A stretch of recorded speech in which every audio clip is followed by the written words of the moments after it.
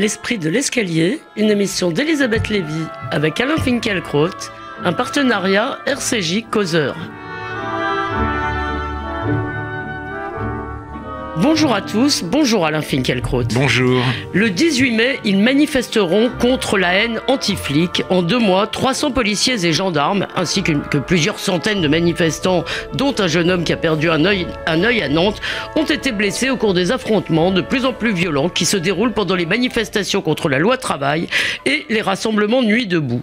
Certains à gauche accusent explicitement le gouvernement de mener une stratégie de la tension, autrement dit, d'attiser la violence pour discréditer le mouvement, et beaucoup critiquent le commandement des forces de l'ordre. Alors vous nous direz, Alain Finkielkraut, si ce sont les violences policières ou les violences anti-policières qui vous inquiètent le plus.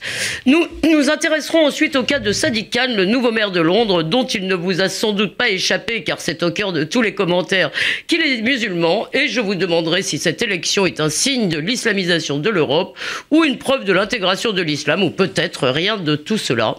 Dans la foulée, enfin, vous évoquerez brièvement Maurice Siné, dit Siné, mort jeudi à 87 ans et déjà enseveli sous un tombereau de louanges de la presse. Mais commençons par les violences de plus en plus sérieuses qui se déroulent non pas en marge, mais au cœur même des manifestations contre la loi travail et des rassemblements Nuit debout. Alain Finkielkraut, le 11 janvier 2015, les policiers étaient acclamés par des millions de Français. Aujourd'hui, place de la République, on chante « Tout le monde déteste la police », la CGT publie des affiches sanglante pour dénoncer la répression policière. Alors, tout d'abord, que vous inspire ce retournement en quelques mois ? Lorsque j'ai fait... Vous n'allez pas répondre tout de suite. Bien sûr que si. Lorsque j'ai fait mon baptême du feu politique, ce sont les policiers qui chargeaient les manifestants. Aujourd'hui, ce sont des manifestants qui cherchent et qui chargent la police. Ces manifestants sont là pour casser du flic. Ils viennent dans les défilés avec des bouteilles d'acide, des boules de pétanque, des pavés qu'ils lancent sur les forces de l'ordre, après les avoir longuement insultés et les avoir aussi gratifiés de leur crachat. 2016 est donc l'année où la vie politique se sera enrichie d'un nouveau mode d'expression, le crachat.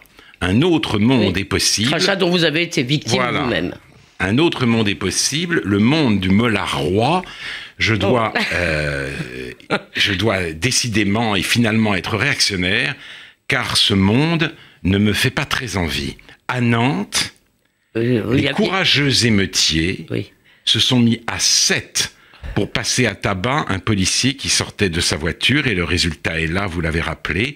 300 policiers ont été blessés depuis le début des manifestations contre la loi travail, et il est faux de dire qu'il y a le même nombre de blessés parmi les manifestants. Ce n'est absolument pas vrai. C'est assez difficile de le savoir. Écoutez, moi, j'ai cherché si c'était vrai, on le saurait. Si c'était vrai, on le saurait. J'ai cherché des éléments. En tous les cas, il y a au moins ceux blessés graves, semble-t-il, à la suite d'un tir de flashball, arme interdite si je ne m'abuse. Mais peut-être, je vous laisse continuer, on viendra peut-être après. Tous les manifestants, cela dit, ne sont pas des casseurs. Il faut le rappeler. Mais je comprends d'autant mieux la souffrance et l'exaspération de ceux qui sont chargés par ailleurs de l'application de l'état d'urgence, que les organisateurs des manifestations ou du rassemblement Nuit debout se refusent à condamner les casseurs ou ne les condamnent que du bout des lèvres. Alors, la Nuit debout, en réalité, ce ne sont pas seulement les organisateurs, c'est la fameuse AG. Voilà. Et évidemment, il y a une espèce de solidarité. Exactement. Le pouvoir, enfin, il y a toute cette logorée, le pouvoir veut nous diviser, etc. Exactement. D'ailleurs, dans le dernier numéro de Causeur, Jean-Paul Lilienfeld, le réalisateur, je le rappelle, de La Journée de la Jupe, cite cette proposition de communiqué émise par la représentante de la commission média de Nuit debout. Nuit debout dénonce la pression des médias pour obtenir une réaction sur les violences, alors que la violence, c'est celle de l'exploitation capitaliste.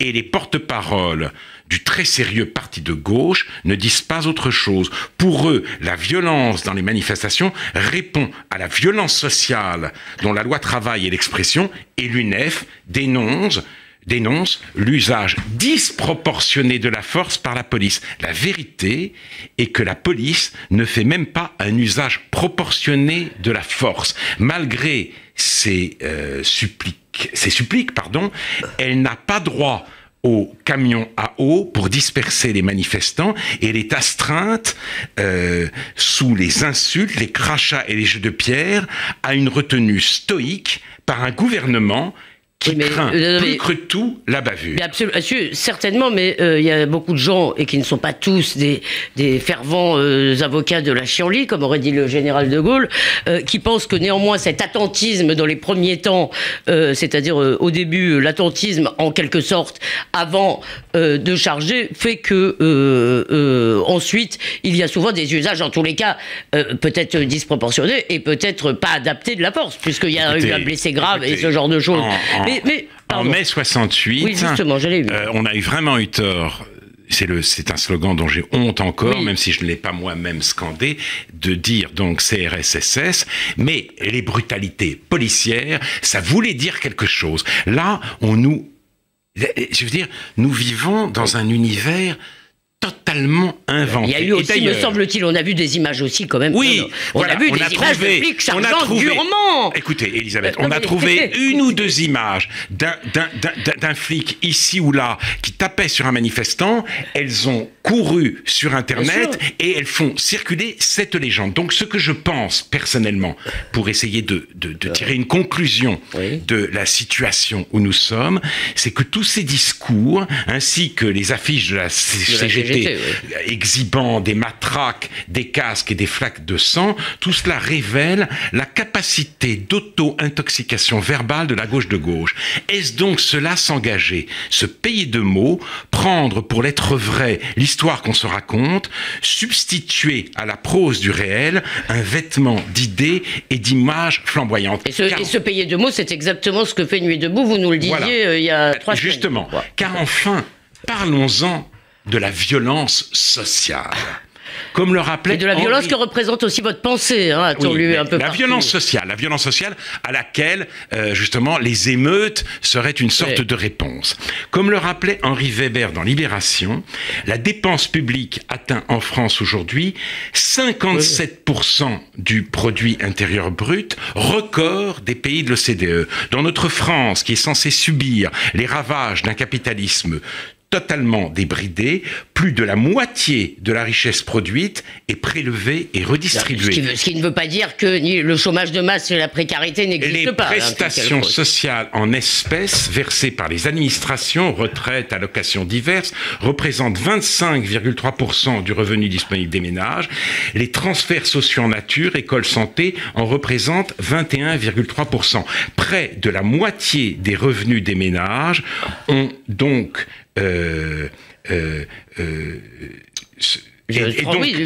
socialisé et produit et provient de la dépense publique. Près de la moitié est socialisé et provient de la dépense publique. Je ne dis pas qu'il y ait des situations extrêmement difficiles. Je ne plaide pas ici pour la loi El Khomri, mais l'idée que l'on répond aujourd'hui à une violence sociale intolérable par des manifestations de ce type, eh bien, c'est une pure illusion. Il y a aussi tout simplement le fait de mettre les mêmes mots, de mettre des mêmes mots sur des violences symboliques et sur des violences bien réelles et bien sanglantes.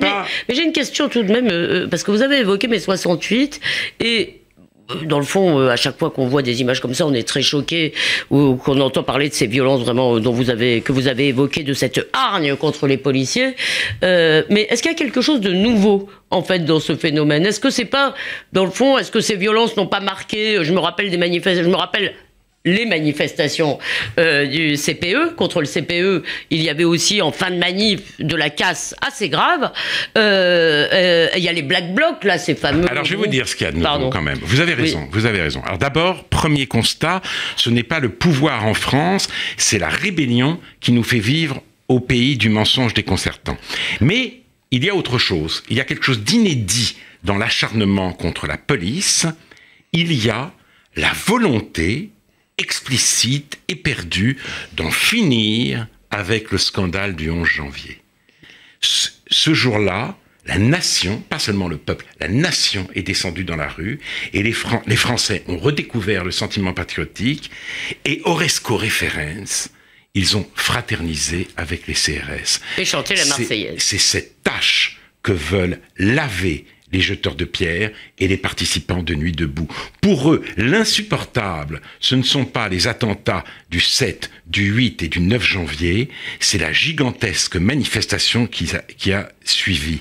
Ils sont là pour purifier la place de la République de l'esprit du 11 janvier et pour faire de la lutte de classe le seul moteur de l'histoire. C'est ce qui rend parfaitement odieux ce mouvement que l'on est tenté à première vue, de juger sympathiquement bête. Non mais, pardonnez-moi, mais quand vous dites c'est explicite, tout ça, vous l'avez trouvé dans le verbiage de Nuit debout ? Je l'ai trouvé dans le verbiage de Nuit debout et je l'ai trouvé dans le verbe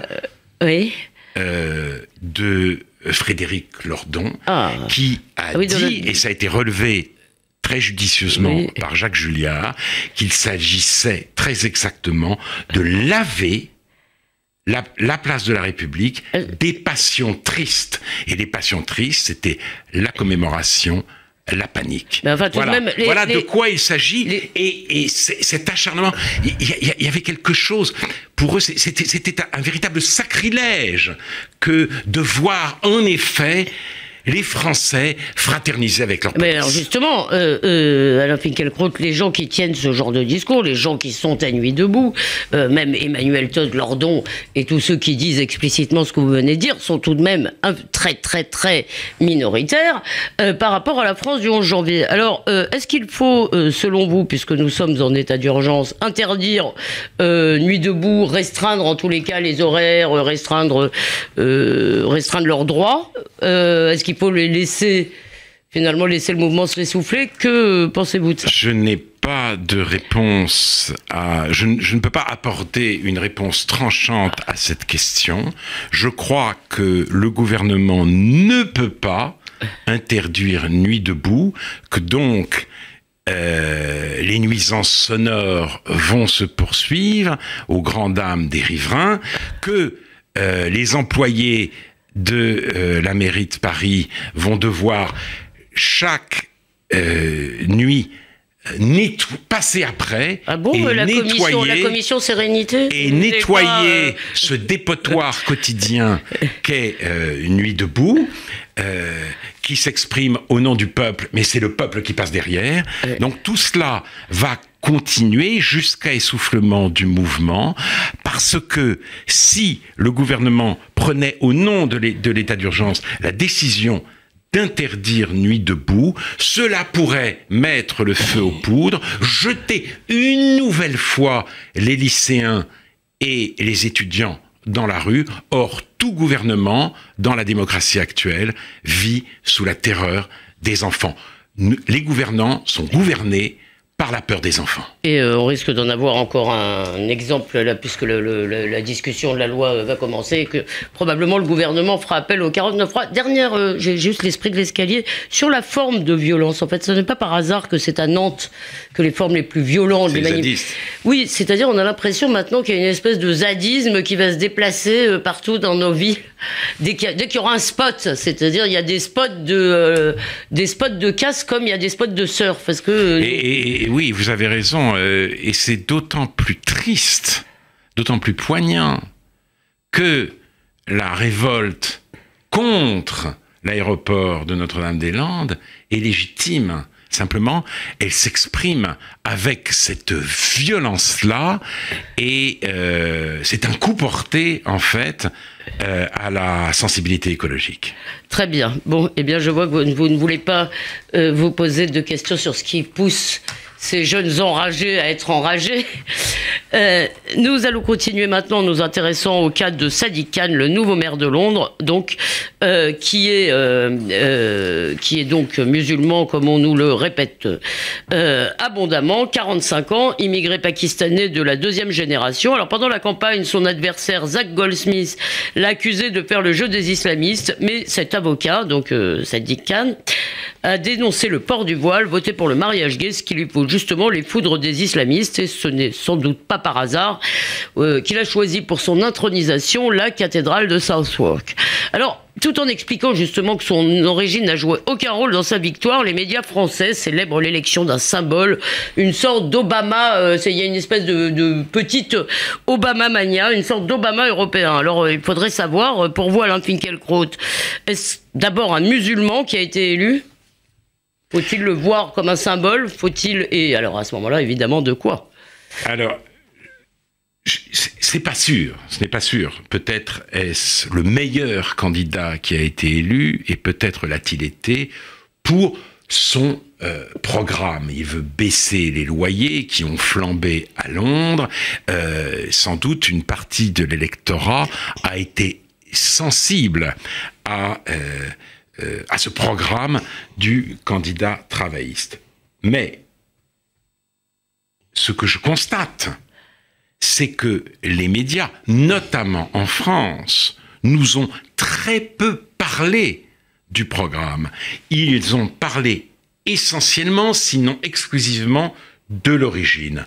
Nous avons assisté à un duel entre celui qu'on a présenté comme le candidat musulman, fils d'un chauffeur d'autobus, immigré du Pakistan, et le milliardaire, le fils d'un milliardaire juif, pas de bol, qui a fait ses études à Eton, c'est-à-dire l'école prestigieuse où l'Angleterre traditionnelle forme depuis longtemps ses élites. Et si vous voulez, c'est-à-dire que la sensibilité égalitaire va aujourd'hui au-delà même des rêves de Bourdieu. Être un héritier tend à devenir un handicap politique. En société multiculturelle, la noblesse consiste à venir d'un milieu défavorisé et immigré. Alors, je peux vous arrêter quand même là-dessus ? Vous faire une objection ou vous voulez allez-y. Et il me semble tout de même, si vous voulez, que même aux États-Unis, bien avant que la société soit vraiment multiculturelle, on admirait les self-made men, et nous avons tous plus d'admiration pour quelqu'un qui s'est fait tout seul que pour quelqu'un qui est né avec une cuillère en argent dans la bouche. Je peux vous dire que Winston Churchill ne s'est pas fait tout seul, que c'est parce qu'il ne s'est pas fait tout seul qu'il est devenu Winston Churchill, et mon admiration pour Winston Churchill est sans borne. D'accord, mais vous pouvez pas, mais vous bottez en touche, là. Non, je ne botte pas en touche. Je ne botte pas en touche. Je n'aime pas cette opposition. Je ne vois pas pourquoi, si vous voulez, le fait de venir d'un milieu favorisé, riche même, vous disqualifie. Non, a priori. C'est ça qui s'est dit. Ça vous disqualifie par rapport à celui. C'est pas un self-made man. C'est pas l'idée d'un self-made man. C'est celui qui, d'une certaine manière, a la bonne origine parce qu'il vient d'un milieu modeste, parce qu'il vient parce qu'il est d'origine musulmane. Alors, mais il a peut-être fait sa carrière politique grâce à ses origines, ça c'est vrai, mais en revanche, il semble, d'après ce que j'ai lu, si c'est vrai, qu'il soit plutôt un produit de la méritocratie scolaire. Peut-être, voilà. Donc, mais je me demande si demain il sera bien vu et même nécessaire, et je parle aussi bien d'ailleurs pour la France que pour l'Angleterre, de ne pas avoir bénéficié dans son enfance d'une certaine pratique des loisirs, de la fréquentation des musées, de l'habitude des rayons de livres et d'un bon usage de la langue. Ne soyez pas méprisant avec les pauvres. J'en reviens à Churchill. Avec son pédigré, aurait-il ses chances aujourd'hui à Londres? Je ne suis méprisant avec personne. Simplement, oui, la classe cultivée, ça existe. Et c'est vrai, en Angleterre, elle mettait ses enfants à Eton. Bien entendu. C'est la bourgeoisie pigasse dont vous parlez? Non, je ne dis pas ça. Je pense, je suis moi-même, si vous voulez, un produit de la méritocratie, mais je vois à l'œuvre, non pas la méritocratie, mais comme je l'ai dit, une noblesse inversée, et c'est cela qui me met très mal à l'aise. En tout cas, entre le juif riche et le musulman pauvre, nombre de travaillistes, à commencer par Jeremy Corbyn, le premier d'entre eux, ont fait leur choix. L'antisémitisme ravage ce parti. Ken Livingstone, l'ancien maire de Londres, Oui, bien sûr. Explique qu'Hitler était sioniste. L'ancien maire de Bradford... suspendu ou exclu. Bien sûr. Mais il a fait des déclarations de ce style, alors même qu'il exerçait ses fonctions de maire de Londres. Kadim Hussein, l'ancien maire de Bradford, selon lui, le système d'enseignement anglais ne vous parle que d'Anne Frank et des 6 millions de sionistes qui ont été tués par Hitler. C'est pas vrai. Et la nouvelle présidente... Qui a dit ça, pardon ? L'ancien maire de Bradford, Kadim Hussein, qui est travailliste aussi. Ouais. Et Madia Bouetia, je crois que c'est son nom, la nouvelle présidente de l'Union nationale des étudiants, affirme que son ancienne université de Birmingham est la tête de pont sioniste de l'éducation supérieure en Grande-Bretagne. Alors, notre gauche est beaucoup plus sympathique. Presque. Enfin, oui. Attendons de voir. En tous les cas, c'est pas au Parti Socialiste. On n'entend pas ça au Parti Socialiste. Absolument. Et d'ailleurs, il faut le dire tout de suite, le nouveau maire de Londres, qui ouvrait tous ses meetings de campagne par Salam Aleikum, ne manifeste pas la moindre complaisance pour ce genre de propos. Il les condamne, il faut le dire, avec la plus extrême fermeté. Donc c'est une raison supplémentaire de penser qu'il est peut-être le bon candidat. Reste que cette image de la victoire du musulman pauvre sur le juif riche me laisse un goût amer. Non, peut-être, mais encore un mot avant de parler de ciné à la Finkielkraut. Peut-être, mais d'abord, est-ce que c'est pas la preuve, disons, que ce système un peu bizarre, parce que il s'est présenté ensuite comme le défenseur des communautés quand il a été intronisé, il le dit, il ne s'en cache pas.